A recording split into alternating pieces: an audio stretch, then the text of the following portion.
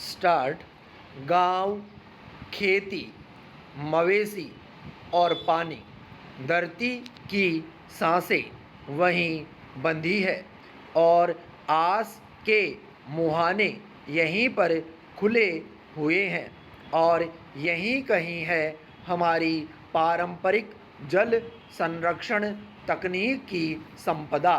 रेगिस्तान में जहाँ सूरज की रजत किरणें मिट्टी की चादर पर दरिया होने का छलावा करती है, वहीं लाखों मिन्नतों के बाद साल भर में 10-20 सेंटीमीटर भी बरस जाए तो धरती के हलक में पानी की एक बूंद भी अमृत लगती है। देश के रेगिस्तानों का सूखे और पलायन की त्रासदी ने कभी पीछा नहीं छोड़ा, मगर यहाँ के फौलादी हिम्मत वाले लोगों ने कभी हार भी नहीं मानी। यहीं बुआई की, यहीं जोता और यहीं अपनी सोच और बसावट के ऐसे निशान छोड़े जिसका लोहा आज की दुनिया भी मानती है। पैरा। पश्चिमी इलाके में धोरों की खूबसूरती और पुरखों की तैयारी की जल संरचनाओं के जीवित अवशेष देखने हर साल लाखों देसी विदेशी सैलानी यहाँ आते हैं। इतिहास बताता है कि जैसलमेर के करधनी इलाके में पाली से आकर बसे मेहनत कश लोगों ने 84 गांवों को आबाद किया था।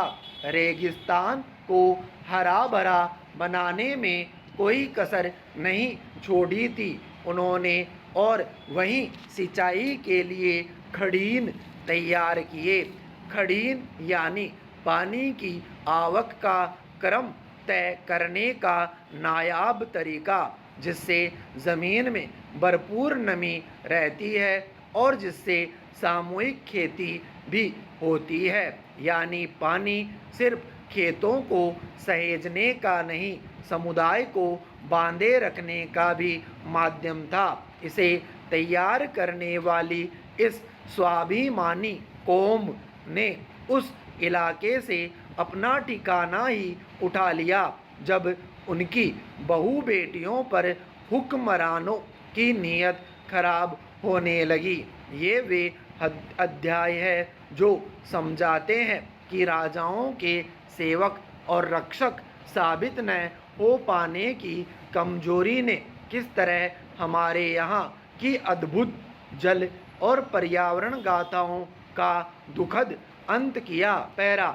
आज रेगिस्तान के वासियों को खारे पानी के साथ नहरों का मीठा पानी भी नसीब है, तो ये आधुनिक दौर की अभियांत्रिकी की बदौलत है। मगर आज भी दूर दराज के गांव ढाणियों में खड़ीन, बेरियां, जोहड़, बावड़ी, टांके यानी मानव निर्मित पारंपरिक जल संरचनाएं ही है जो जमीन को नम रखने का अपना धर्म नहीं भूलते, साथ ही फसलों और पशुओं के रखवाले बन कर जीवन की गति बनाए रखने में आज भी खरे हैं। इनमें से जिन जिनको समुदायों ने सहेज लिया वे फिर भी आज खोजने से मिल जाएंगे, मगर जिन्हें न समुदाय ने बचाया न ही शासन ने जिनका मोल समझा, वे अनगिनत आज मिट्टी में दब चुके और ऐसे इलाकों में पानी पाताल तक यानी डार्क जोन में है।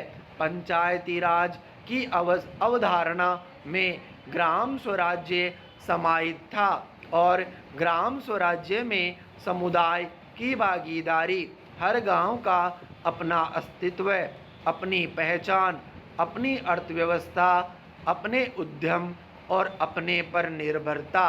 प्राकृतिक संसाधनों को संभाल कर रखना इसी का हिस्सा था।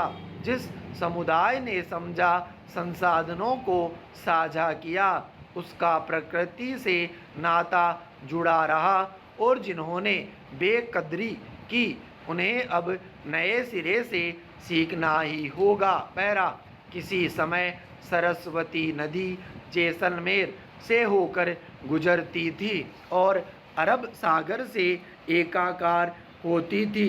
नदी सूखने पर यहाँ रेगिस्तान पसर गया और फिर जब इंदिरा गांधी कैनाल की सौगात मिली तो राहत आई। हालांकि नहर ने भी ऐसा कहर ढाया कि खारे से छुटकारे की खैर मनाते हुए मीठे पानी में घुली बीमारियों को आंख मूंद कर पी जाने के सिवाय कोई चारा नहीं है। सीढ़ियों वाले कुएं यानी स्टेप वेल और घरों, मंदिरों, सामुदायिक स्थानों पर बने टाँकों और ताल तलैया की खूबी यह भी है कि इनका रखरखाव समुदाय साझी जिम्मेदारी समझकर करता है। उनकी इस पानी पर निर्भरता इसलिए भी उनका इन संरचनाओं से लगाव भी है। इस तरह का अपनापन बांध, नहर या पाइप लाइनों से कभी नहीं जुड़ पाता। इन बड़ी योजनाओं की देखभाल शासन प्रशासन करता है और उनका जनता से नाता दाता और याचक का बनकर खत्म हो जाता है। अगर नहरों में मृत पशु बहते हैं, गंदे नाले खुलते हैं और रासायनिक कचरा घुलता है तो कौन सा समुदाय बोलेगा, कौन सुनवाई करेगा। पैरा अमेरिकी स्पेस एजेंसी नासा ने दौसा जिले के आभानेरी की बेहद खूबसूरत चांद बावड़ी को अपने चहेते स्टार टोक प्रोजेक्ट का हिस्सा बनाया, मगर राजस्थान के कई सूखे और रेगिस्तानी इलाकों में जल संचयन की ऐसी अनगिनत मिसालें हैं जिन तक भले नासा की दूरबीन न पहुँचे। नीति बनाने और लागू करने वालों की निगाह तो पहुँचनी ही चाहिए। संयुक्त राष्ट्र ने 9 साल पहले ही पीने के साफ पानी को बेहद ज़रूरी मानव अधिकार मान लिया था। अब नीति आयोग भी बता रहा है कि आज करीब आधा भारत गंभीर जल संकट की चपेट में है, यानी करीब 60 करोड़ लोगों पर मार है और हर साल साफ पानी न मिलने से करीब 2 लाख लोग मौत के मुंह में समा जाते हैं।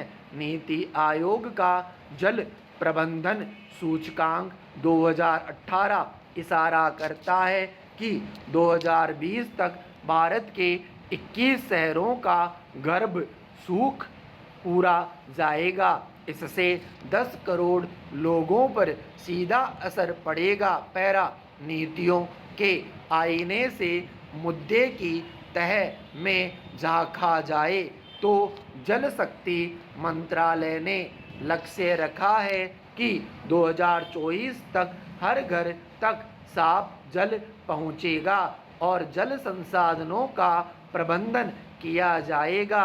केंद्रीय बजट में बताया गया कि जल शक्ति अभियान में 256 जिलों के 1539 खंडों में जल संरक्षण, बारिश के पानी का संचयन, परंपरागत जल निकायों के नवीकरण, पानी के दोबारा इस्तेमाल और पेयजल की सफाई पर ध्यान रहेगा। बजट भाषण में आदतें बदलने की बात भी कही थी, तो फिर से गांवों की जीवन शैली और संसाधनों के समझदारी से उपयोग को अपनाना ही होगा। पारंपरिक जानकारी और तकनीक को पढ़ना और रटना ही नहीं होगा, उसके जीते जागते अंश तैयार करने होंगे। जन जागरण के लिए उन कहानियों को कहना होगा जो सच्ची है और दुनिया भर के लिए बनाए गए टिकाऊ विकास के लक्ष्यों की पगडंडियां है। खाट पर बैठकर नहाना और उस चौथाई बाल्टी पानी को खाट के नीचे रखे तसले में बचाकर फिर से उपयोग में लाना, राम झारे से ओक लगाकर पानी पीना, कम पानी वाली फसलें बोना, पत्तल दोने, सकोरों में दावत खाना, टाँके में इकट्ठा बरसाती पानी को पूजा स्थल की तरह साफ रखना या मवेशियों के चारे और पानी के लिए खेली बनवाना, ये सब रोजमर्रा के जीवन और गांव नगर नियोजन का हिस्सा था। पैरा अब जब जलवायु की तीव्रता ने हमारे हाथ पैर फुला रखे हैं, हालात बेकाबू होने से रोकने का एक रास्ता तो यही है कि न केवल आदतों में सुधार हो बल्कि नीतियां बनाने वाले जल विरासत पर गौर करते हुए संस्थानों और समुदायों के जरिए जन जन को जोड़ने में जुट जाएं। जल स्वावलंबन और फार्म पांड जैसी योजनाओं ने जो ज़मीनी तब्दीलियां की है उनका कोई आकलन सरकार के पास खुद भी है कि नहीं, लेकिन ये योजनाएं पारंपरिक जल स्रोतों की सफाई, खुदाई और खेतों के पानी को सहेजने में बेहद कारगर रही है। जल कानून का खाका भी कुछ राज्यों में तैयार नजर आ रहा था, जहां पानी की बर्बादी पर जुर्माने का प्रावधान होना था, लेकिन पानी सहेजने को लेकर संजीदगी का आलम यह है कि पानी की आवक और कुदरती रास्ते में तो रसूखदारों के ज़मीन जायदाद हैं, ऐसे में बेमन से बनी नीतियां ज़मीन पर उतर पाएंगी, इसमें संशय ही है। आखिरकार जल जवाबदेही का सारा दारोमदार आम जनता पर ही आना है, जिसकी तैयारी में नागरिक समाज से उम्मीदें बंधी रहेगी। विराम स्टॉप।